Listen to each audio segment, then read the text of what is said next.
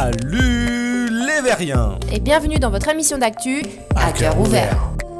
On espère que vous avez passé de bonnes fêtes pour bien démarrer cette nouvelle année que l'on vous souhaite encore meilleure que la précédente. Eh oui, une meilleure année, puisqu'en VR elle était bonne, hein. On a eu le droit à Half-Life Alyx, Star Wars Squadron, un Quest 2, un Reverb G2, Medal of Honor, Projet K... non, ça c'était de la merde. Mais une bonne année pour la VR en fait, hein. Et si vous ne souhaitez pas rater tout ce qui s'en vient, eh bien n'hésitez pas à vous abonner et à activer la cloche pour être prévenu de tout le nouveau contenu. D'ailleurs, vous allez voir, aujourd'hui il y a de nouveaux accessoires. Une nouvelle console de prévu, une nouvelle carte graphique... Une nouvelle année en somme qui démarre plutôt bien pour les fans de VR.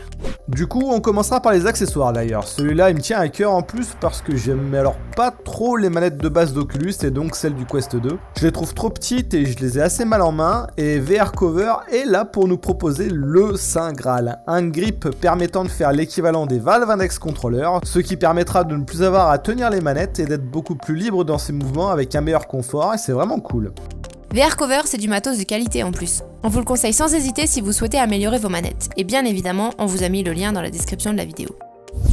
On a appris d'ailleurs que le jeu de fitness HoloFit est enfin disponible sur le Quest. Ouais, enfin un jeu, hein, c'est une application par abonnement pour 10€ par mois quand même, hein. Ça permet de faire des séances de Quest en association avec un vélo d'appart ou un vélo elliptique, voire un rameur. Et vous permet de faire un peu de sport à la maison de façon un peu moins chiante avec des mini-jeux et tout ça, et des paysages à parcourir à la vitesse de vos efforts fournis, bien évidemment. Ce serait bien d'ailleurs que tu te spécialises dans les tests des jeux type HoloFit. Qu'est-ce que t'incinères ? Qu'est-ce que j'incinère ? Rien du tout. Mais je brûle juste l'envie de passer à la suite. Puisque pour ne jamais manquer de batterie pour sa séance de sport en VR, la firme Anker lance sa station de recharge pour l'Oculus Quest 2. Avec ça, le casque et les manettes sont posés proprement au lieu de traîner à l'arrache partout et sont donc automatiquement mises en charge. 87$ hein, quand même la bestiole, et elle n'est pas encore disponible en France, mais ça devrait pas trop tarder. Par contre, ce qui est déjà dispo, c'est la possibilité de faire apparaître Baby Yoda dans votre salon en AR. Après, l'expérience de Google AR ne se limite qu'à faire quelques zooms sur le petit bonhomme, mais c'est déjà sympa. Oh, il est trop mignon! Surtout quand il fait ses bruits de bébé là. Et la saison 2 de la série avait enfin du scénario, donc c'était franchement cool. Du coup, je crois que c'est le moment de... l'instant des contracts. Un trailer est sorti pour la console de KFC, oui, la marque de fast-food. D'ailleurs, c'est un trailer que je qualifierais de... délicieux, vu qu'il se moque complètement des PS5 et des Series X. Jouer aux jeux vidéo, c'est philosophique, vous êtes un homme exceptionnel avec ça. C'est littéralement du gros troll marketing. Sauf ce qui était en fait une blague en juin 2020, parce que c'est de là au départ, et ben ils l'ont fait en vrai, ils l'annoncent pour de vrai. Il y a des jours, franchement, ces derniers temps, on se croirait entre un épisode de South Park et un livre de Philippe Cadic, quand sait pas trop où on en est, tellement il y a des trucs bizarres qui apparaissent en vrai. Enfin bref, cette console next-gen, elle est donc la seule qui prendra en charge nativement la VR pour le moment. Eh oui. Et bien sûr, elle affichera les jeux en 4K FC jusqu'à 240 Hz. C'est qu'elle est basée sur un i9 9980 HK, la coquine, hein, c'est pas rien, avec a priori une RTX 2080 Ti dedans, hein, et 1 Tera de stockage en SSD NVMe, donc on se fout pas du tout de notre gueule.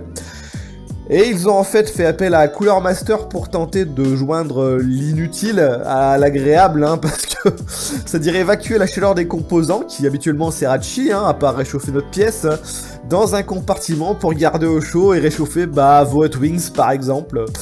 Ce sera donc du poulet Master Race, avec pour premier exclu un jeu Chicken Run.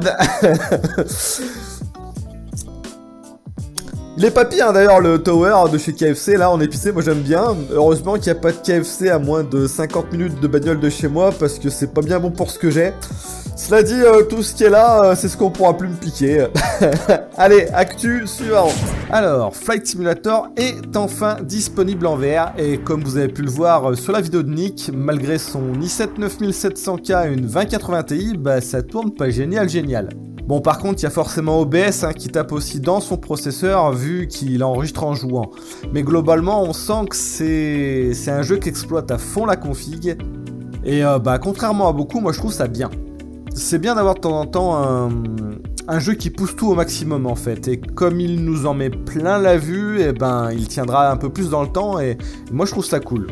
Ouais, enfin bon, c'est quand même pénible de ne pas pouvoir le faire tourner correctement au début, hein. Bah tu peux, mais en baissant tous les graphismes, ça donne ça. Il faudra quand même qu'il fasse l'effort de proposer des optimisations plus poussées pour le mode VR. D'ailleurs, je crois que c'est le sujet de l'actu suivante. Est-ce qu'il sera possible de faire tourner Flight Simulator en VR avec la prochaine 3080 Ti? Oui, c'est ça la bonne question. Elle a été repoussée, mais on se rapproche de sa sortie. Pas mal d'infos sont arrivées, elle devrait être là d'ici fin février, a priori.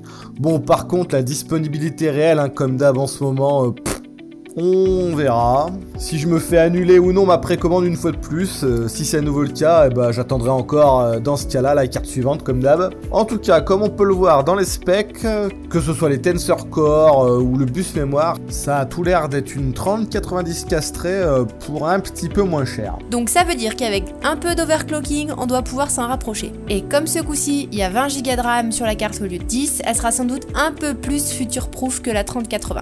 Ce qui vient casser un des arguments du concurrent tout en ayant une gestion du ray tracing bien meilleure.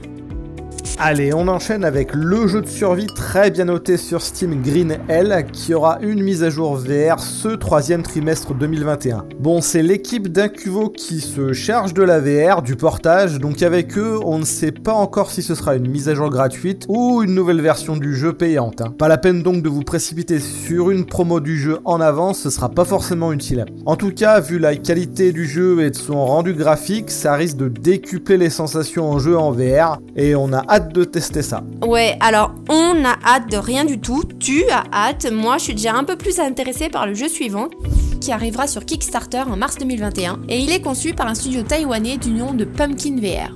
C'est un jeu en arène où il faudra tenter par tous les moyens d'éjecter les joueurs adverses du terrain pendant les 8 minutes que durera le match. Ça promet d'être sport.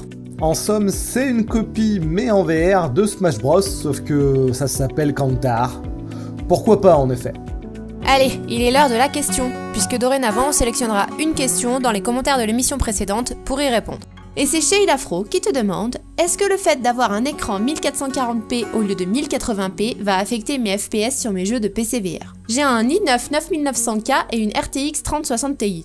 Alors JD, un plus gros écran, ça consomme plus de ressources en VR ou pas? Eh bien non, cher ami, ton écran 1440p n'aura pas d'impact significatif sur tes performances en jeu, puisqu'elles sont juste calculées pour le casque. Maintenant, si tu as un setup avec 3 écrans et 4K par écran, là, en désactivant le tout, il y a peut-être moyen de gagner 1 ou 2 FPS sur 70 ou 80, ça ce serait à vérifier. Par contre, tu as une option dans les paramètres de SteamVR pour réduire la demande de ressources du mode miroir qui s'affiche sur ton écran, c'est une copie de ton jeu. C'est configuré en automatique de base, mais en le passant manuellement en faible, tu es sûr qu'il utilisera le moins de ressources possible à chaque fois que tu joueras, quoi qu'il arrive. Voilà. Et voilà les amis, on a fini le tour de l'actu, on espère que ça vous a plu. En tout cas, pour ceux qui nous auront suivis jusque-là, on attend vos commentaires avec impatience. Et à très bientôt. Ciao, Ciao, ciao.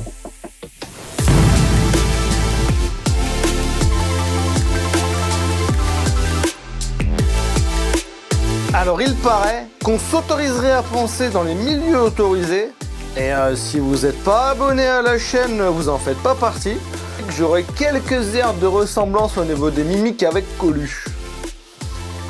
Mais jamais je mettrai une salopette de ma vie.